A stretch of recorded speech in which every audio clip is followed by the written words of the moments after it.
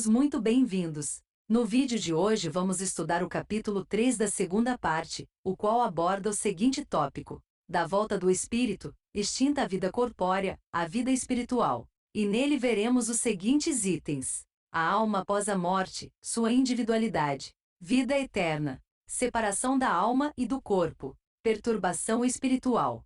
Antes de iniciarmos, não se esqueça de se inscrever no canal Estudo Espírita, isso nos ajuda muito. E se gostar do vídeo, deixe aquele like. E agora, sem demora, vamos ao estudo. A alma após a morte, sua individualidade, vida eterna. Questão 149. Que sucede à alma no instante da morte? Volta a ser espírito, isto é, volve ao mundo dos espíritos, donde se apartara momentaneamente. Questão 150. A alma, após a morte, conserva a sua individualidade? Sim, jamais a perde. Que seria ela, se não a conservasse?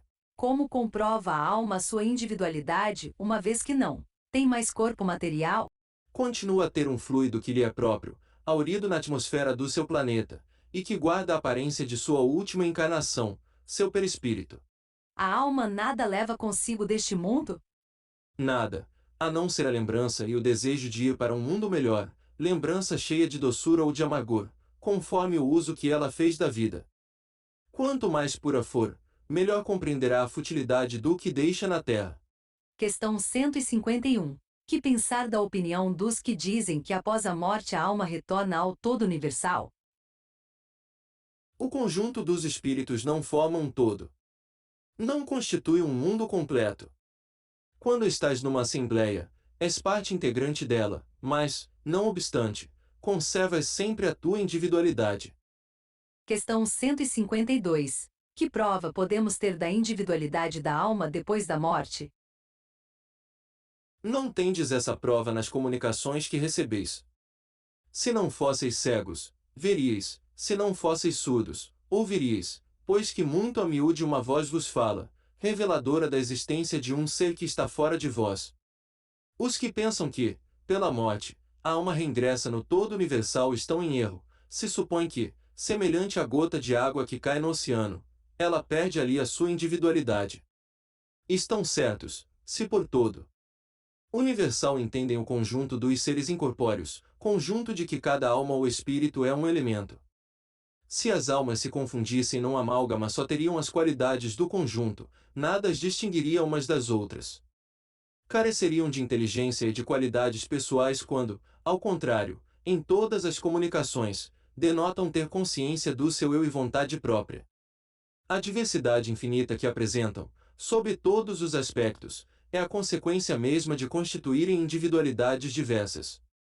Se, após a morte, só houvesse o que se chama o grande todo, a absorver todas as individualidades, esse todo seria uniforme, então, as comunicações que se recebessem do mundo invisível seriam idênticas. Desde que, porém, lá se nos deparam seres bons e maus, sábios e ignorantes, felizes e desgraçados, que lá os há de todos os caracteres, alegres e tristes, levianos e ponderados, etc., patente se faz que eles são seres distintos. A individualidade ainda mais evidente se torna, quando esses seres provam a sua identidade por indicações incontestáveis, particularidades individuais verificáveis, referentes às suas vidas terrestres. Também não pode ser posta em dúvida, quando se fazem visíveis nas aparições. A individualidade da alma nos era ensinada em teoria, como artigo de fé. O Espiritismo a torna manifesta, e, de certo modo, material. Questão 153. Em que sentido se deve entender a vida eterna? A vida do espírito, e que é eterna, a do corpo e transitória e passageira. Quando o corpo morre, a alma retoma a vida eterna. Não seria mais exato chamar vida eterna dos espíritos puros, dos que, tendo atingido a perfeição, não estão sujeitos a sofrer mais prova alguma? Essa é antes a felicidade eterna, mas isto constitui uma questão de palavras. Chamai as coisas como quiserdes, contanto que vos entendais. Separação da alma e do corpo. Questão 154. É dolorosa a separação da alma e do corpo? Não. O corpo quase sempre sofre mais durante a vida do que no momento da morte. A alma nenhuma parte toma nisso. Os sofrimentos que algumas vezes se experimentam no instante da morte são um gozo para o espírito, que vê chegar o termo do seu exílio. Na morte natural, a que sobrevém pelo esgotamento dos órgãos, em consequência da idade, o homem deixa a vida sem o perceber, é uma lâmpada que se apaga por falta de óleo.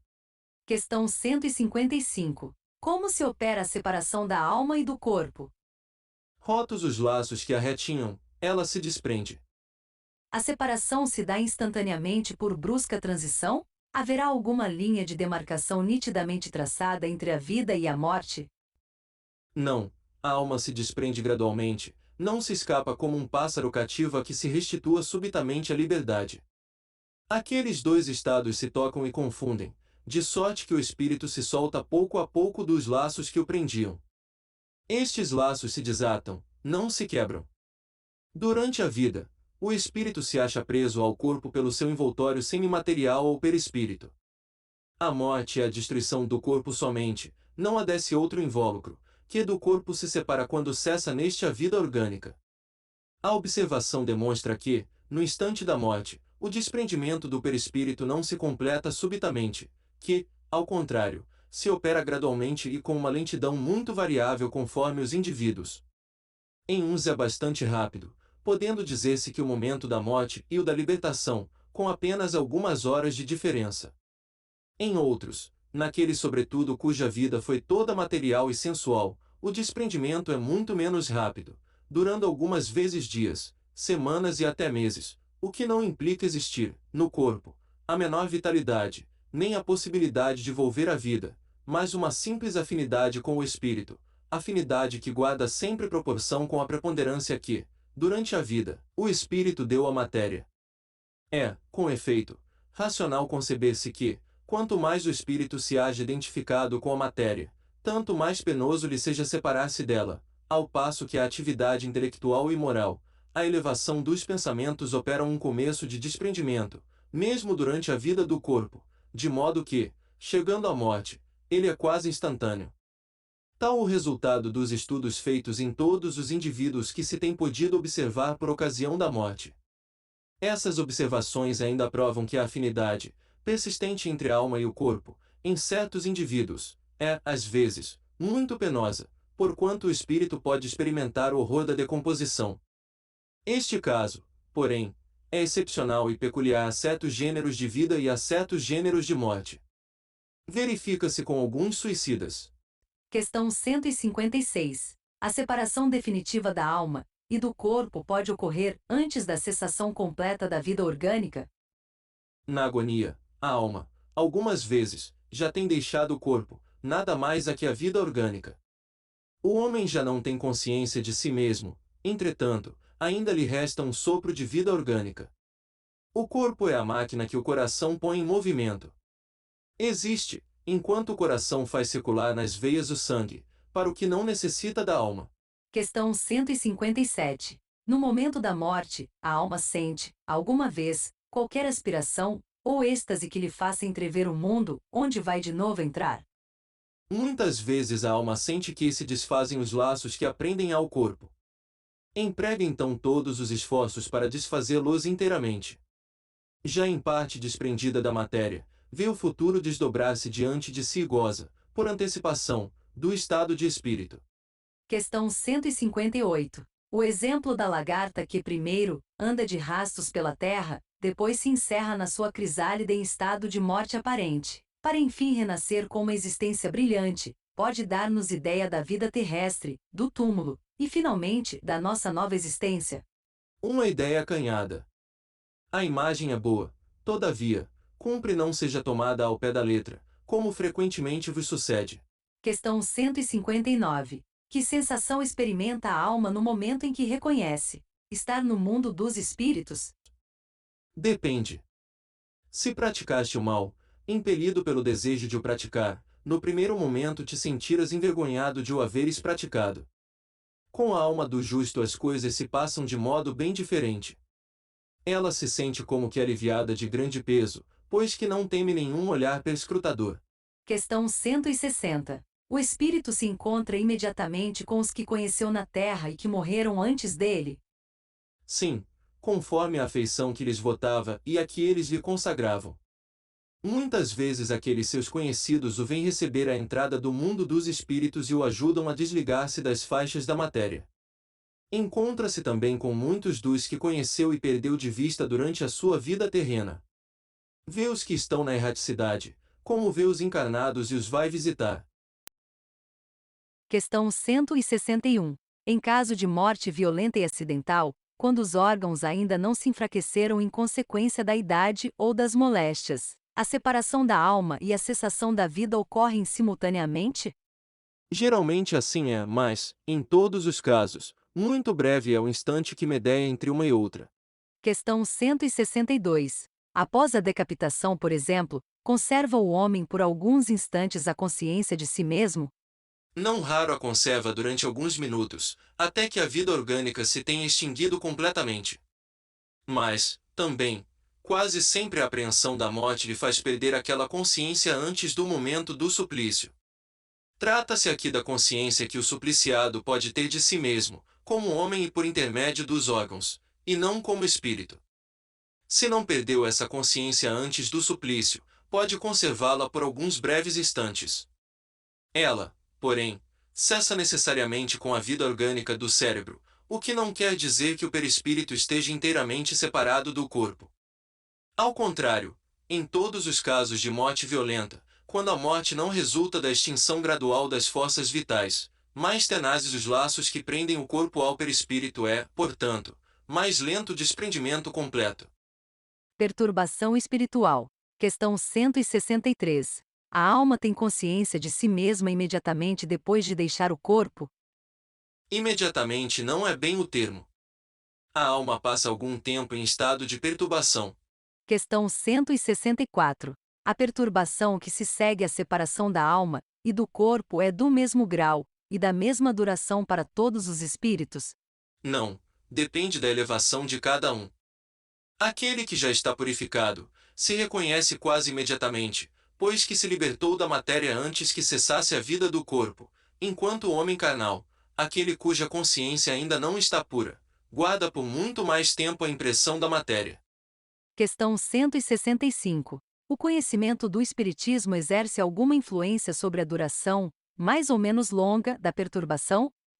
Influência muito grande, por isso que o espírito já antecipadamente compreendia a sua situação, mas a prática do bem e a consciência pura são o que maior influência exercem. Por ocasião da morte, tudo, a princípio, é confuso. De algum tempo precisa a alma para entrar no conhecimento de si mesma. Ela se acha como que aturdida, no estado de uma pessoa que despertou de profundo sono e procura orientar-se sobre a sua situação. A lucidez das ideias e a memória do passado lhe voltam à medida que se apaga a influência da matéria que ela acaba de abandonar, e à medida que se dissipa a espécie de névoa que lhe obscurece os pensamentos. Muito variável é o tempo que dura a perturbação que se segue à morte. Pode ser de algumas horas, como também de muitos meses e até de muitos anos. Aqueles que, desde quando ainda viviam na Terra, se identificaram com o estado futuro que os aguardava, são os em quem menos longa ela é, porque esses compreendem imediatamente a posição em que se encontram. Aquela perturbação apresenta circunstâncias especiais, de acordo com os caracteres dos indivíduos e, principalmente, com o gênero de morte.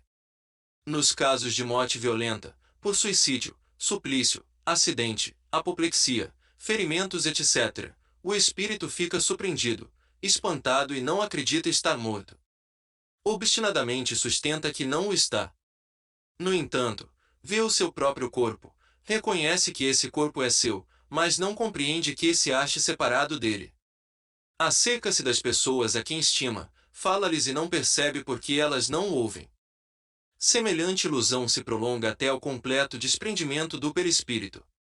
Só então o espírito se reconhece como tal e compreende que não pertence mais ao número dos vivos. Este fenômeno se explica facilmente. Surpreendido de improviso pela morte, o espírito fica atordoado com a brusca mudança que nele se operou, considera ainda a morte como sinônimo de destruição, de aniquilamento. Ora, porque pensa, vê, ouve, tem a sensação de não estar morto. Mais lhe aumenta a ilusão o fato de se ver com um corpo semelhante, na forma, ao precedente, mas cuja natureza etérea ainda não teve tempo de estudar. Julga o sólido e compacto como o primeiro, e quando se lhe chama a atenção para esse ponto, admira-se de não poder palpá-lo.